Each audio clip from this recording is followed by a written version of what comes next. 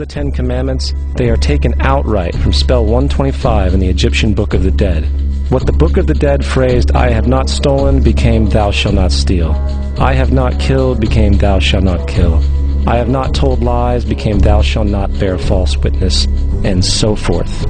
In fact, the Egyptian religion is likely the primary foundational basis for the Judeo-Christian theology. Baptism, afterlife, final judgment, virgin birth, death and resurrection, crucifixion, the Ark of the Covenant, circumcision, saviors, Holy Communion, Great Flood, Easter, Christmas, Passover, and many, many more are all attributes of Egyptian ideas long predating Christianity and Judaism.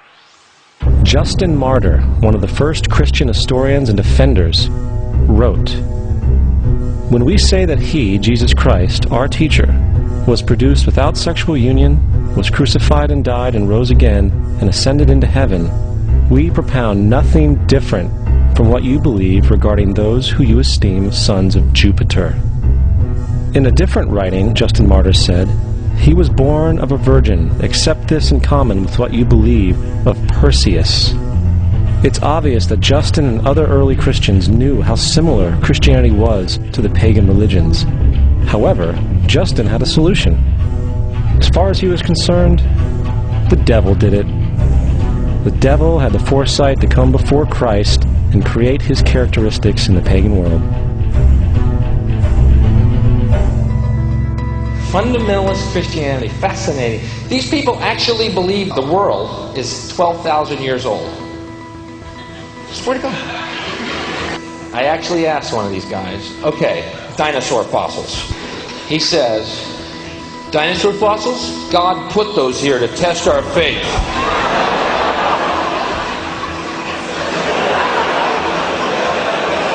I think God put you here to test my faith, dude.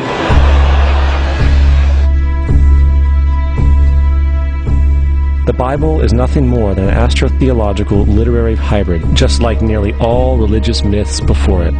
In fact, the aspect of transference of one character's attributes to a new character can be found within the book itself. In the Old Testament, there is the story of Joseph. Joseph was a prototype for Jesus. Joseph was born of a miracle birth. Jesus was born of a miracle birth.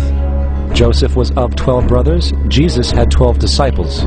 Joseph was sold for 20 pieces of silver. Jesus was sold for 30 pieces of silver. Brother Judah suggests the sale of Joseph. Disciple Judas suggests the sale of Jesus. Joseph began his work at the age of 30. Jesus began his work at the age of 30. The parallels go on and on.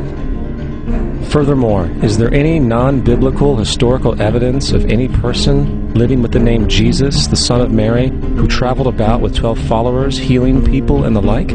There are numerous historians who lived in and around the Mediterranean, either during or soon after the assumed life of Jesus. How many of these historians document this figure? Not one. However, to be fair, that doesn't mean defenders of the historical Jesus haven't claimed the contrary. 4 historians are typically referenced to justify Jesus' existence. Pliny the Younger, Suetonius, and Tacitus are the first 3. Each one of their entries consists of only a few sentences at best, and only referred to Christus or the Christ, which in fact is not a name but a title. It means the Anointed One. The 4th source is Josephus, and this source has been proven to be a forgery for hundreds of years. Sadly, it is still cited as truth.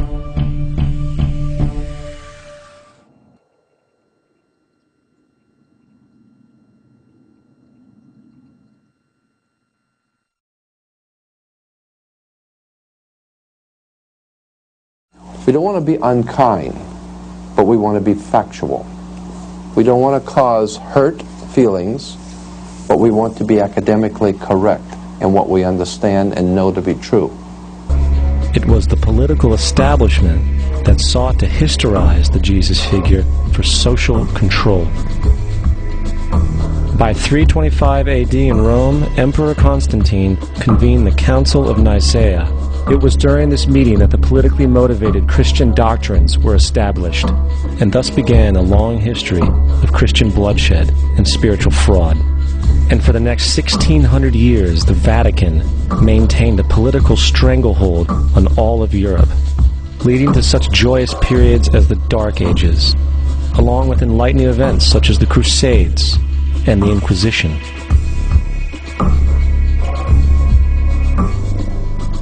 Christianity, along with all other theistic belief systems, is the fraud of the age. It serves to detach the species from the natural world, and likewise each other. It supports blind submission to authority. It reduces human responsibility to the effect that God controls everything, and in turn awful crimes can be justified in the name of a divine pursuit.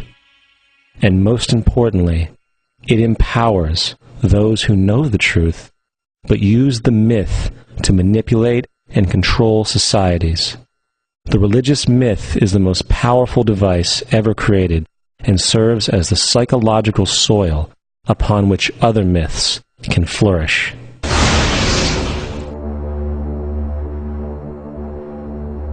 A myth is an idea that, while widely believed, is false. In a deeper sense, in the religious sense, a myth serves as an orienting and mobilizing story for a people. The focus is not on the story's relation to reality, but on its function. A story cannot function unless it is believed to be true in the community or the nation. It is not a matter of debate. If some people have the bad taste to raise the question of the truth of the sacred story, the keepers of the faith do not enter into debate with them. They ignore them or denounce them as blasphemers. It is wrong, blasphemous, and sinful for you to suggest, imply, or help other people come to the conclusion that the U.S. government killed 3,000 of its own citizens.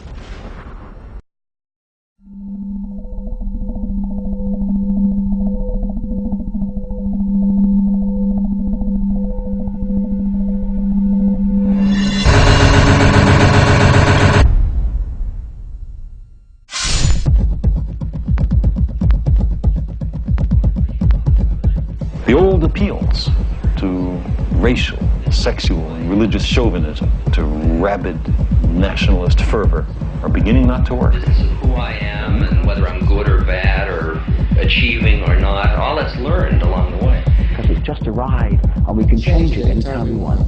It's only a choice. No effort, no work, no job, no savings of money. I realized that I had the game wrong. The game was to find out what I already was.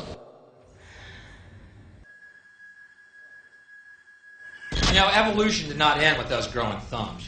And the reason our institutions, our traditional religions are all crumbling is because they're no longer relevant.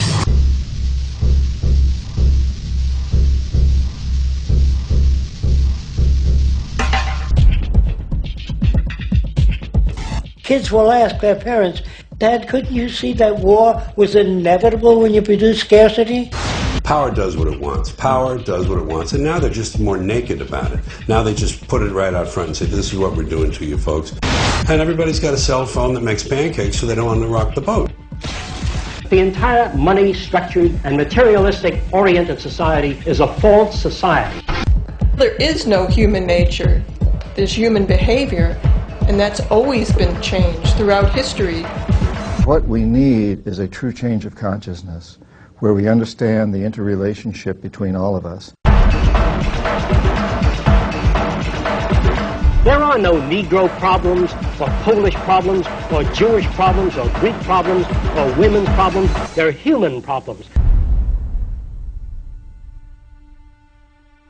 The society that we're about to talk about is a society that is free of all the old superstitions, incarceration, prisons, police, bankers, advertising, gone forever, because it's no longer relevant.